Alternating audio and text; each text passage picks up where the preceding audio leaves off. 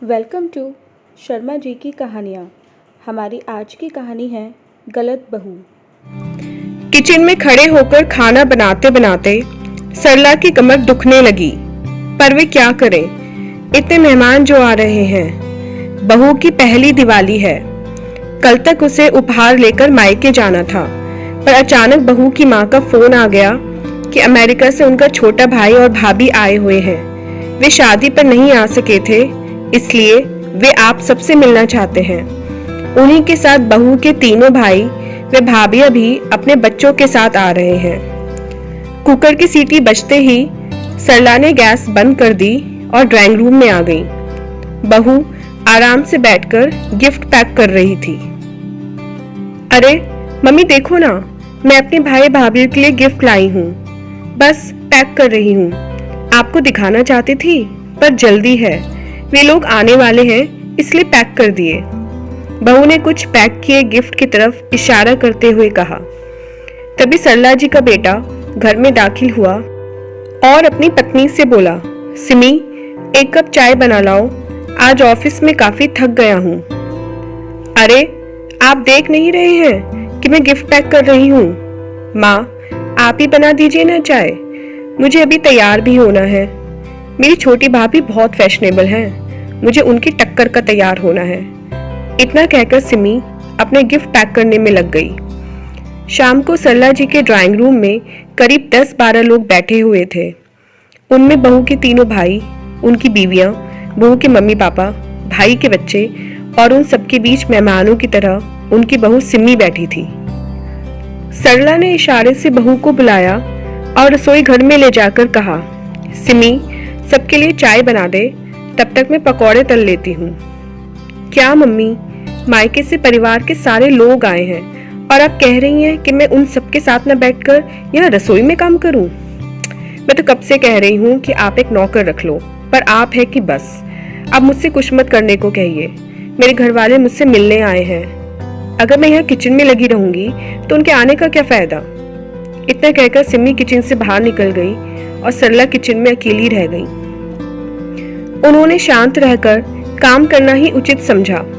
सरला जी ने जैसे तैसे चाय और पकौड़े बनाकर बाहर रख दिए और वापस रसोई में खाना गर्म करने चली गई।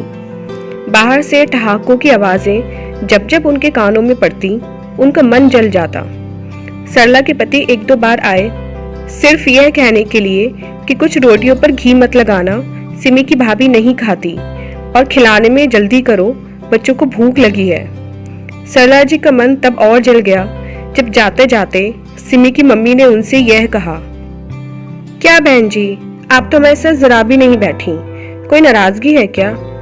सबके जाने के बाद सिमी तो तुरंत सोने चली गई और वे रसोई संभालने में लग गई। अगले दिन सरला जी का मन हुआ कि वे पति और बेटे से बीती शाम की स्थिति पर चर्चा करें, पर दोनों ही जल्दी ऑफिस चले गए। 2 दिन बाद फिर सिमी की एक भाभी घर आ गई और उसको अपने साथ शॉपिंग पर ले गई। शादी के बाद से यह सिलसिला अनवरत चल रहा था। कभी किसी का जन्मदिन, कभी किसी की शादी की सालगिरह, कभी कुछ तो कभी कुछ, जिससे वे तंग आ चुकी थीं। एक दिन मौका पाकर उन्होंने अपने पति से इस बारे में बात की। सुनो जी, सिमी ना तो अपने घर की जिम्मेदारी संभालती है, ना ही समीर का ख्याल रखती है। मैं चाहती हूँ कि उसका अपने मायके आना जाना कुछ कम हो। शादी को 7 साल होने जा रहे हैं और बहू आज भी महीने में 7 दिन अपने मायके में रहती है और बाकी के दिन उसके घर का कोई न कोई यहाँ आ जाता है। सारा दिन फोन पर कभी अपनी मम्मी से, कभी भाभी, तो कभी किसी सहेली से बात करती रहती है। देखो सरला, तुमको ही शौक था कि बहू भरे पूरे परिवार की हो, दिखने में ऐश्वर्या राय हो। तुमने खुद ही तो सिमी को पसंद किया था। कितनी लड़कियां नापसंद करने के बाद अब तुम घर के मामले में हम मर्दों को ना ही डालो तो अच्छा है। सरला जी सोचने लगी कि इनकी बात भी सही है। मैंने कम से कम 25 लड़कियों को देखने के बाद अपने बेटे के लिए सिमी को चुना था। तभी पति की बातों से सरला की तंद्रा टूटी। वे कह रहे थे, सरला तुम कितने दिनों से कहीं बाहर नहीं गई, ऐसा करो तुम अपनी बहन के घर हो आओ, तुम्हारा मन अच्छा हो जाएगा।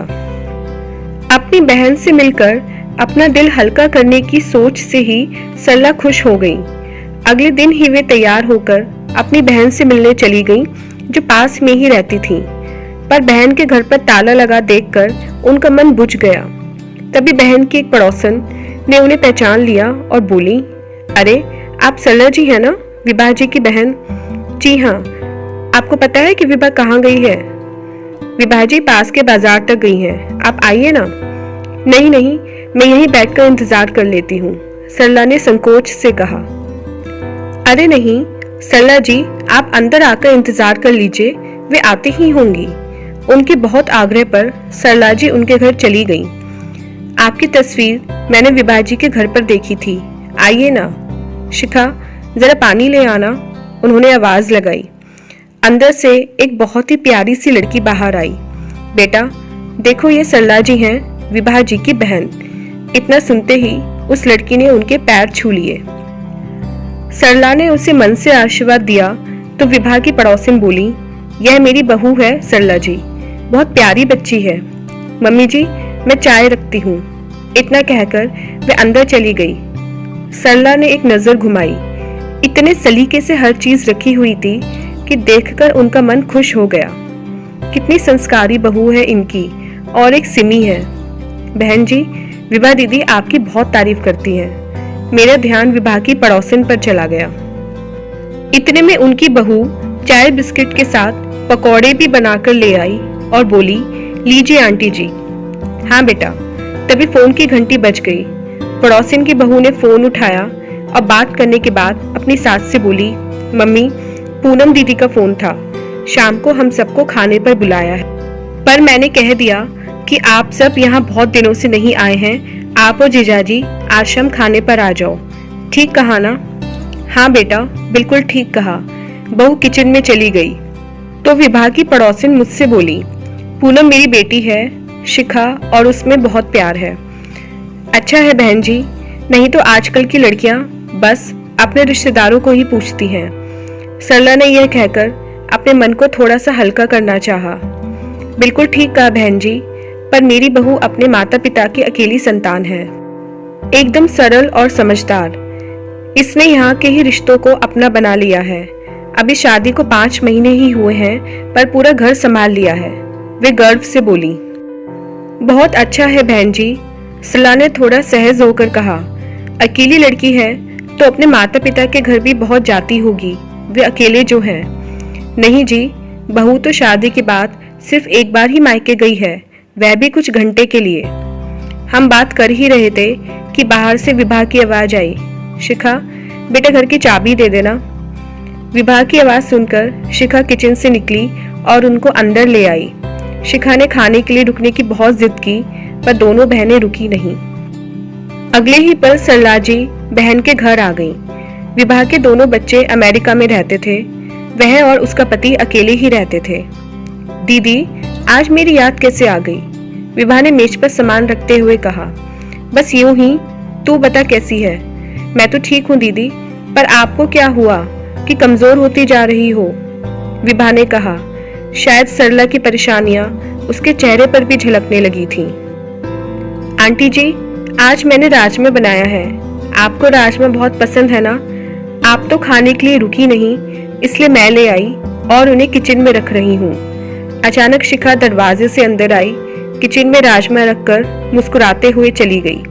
बहुत प्यारी लड़की है, सरला के मुंह से अचानक निकल गया। अरे दीदी, यही वह लड़की है जिसकी बात मैंने समीर के लिए चलाई थी, याद है ना आपको? इनके ऑफिस के एक साथी की बेटी। दीदी, आपको याद नहीं आया क्या? विभा ने सरला की याददाश्त पर जोर डालने को कहा। अरे दीदी, जिसकी फोटो भी मैंने मंगवा ली थी, पर इसका कोई भाई नहीं था, अकेली बेटी थी, इसलिए आपने फोटो तक नहीं देखी थी। विभा की बात से सरला को ध्यान आया कि विभा ने उनसे इस लड़की के बारे में कहा था, पर उन्होंने कहा था कि जिस घर में बेटा नहीं, उस घर की लड़की नहीं आएगी मेरे घर में, क्योंकि माता पिता कब तक रहेंगे, भाइयों से ही तो मायका होता है, तीज त्योहार पर भाई ही तो आता है। यह कहकर उन्होंने फोटो तक नहीं देखी थी। दीदी, इस लड़की की फोटो हमारे घर पर पड़ी थी, श्रीमती वर्मा ने देखी तो उनको लड़की पसंद आ गई, और आज वह उनकी बहू है। बहुत गुणी है शिखा, अपने घर के साथ साथ हम पति पत्नी का भी खूब ध्यान रखती है। आओ चलो दीदी, हम खाना खा लेते हैं। राजमा के स्वाद में शिखा का एक और गुण झलक रहा था। घर वापस आते समय सरला जी को अपनी गलती का एहसास हो रहा था कि लड़की के गुणों को अनदेखा कर उन्होंने भाई न होने के दकियानुसी विचार को आधार बनाकर शिखा की फोटो तक देखना पसंद नहीं किया। इस एक चूक की सजा अब उन्हें ताउम्र भुगतनी होगी। तो दोस्तों, ये थी हमारी आज की कहानी। उम्मीद है कहानी आपको पसंद आई होगी। चलिए मिलते हैं अपनी नेक्स्ट कहानी के साथ। तब तक के लिए आज्ञा दीजिए। धन्यवाद।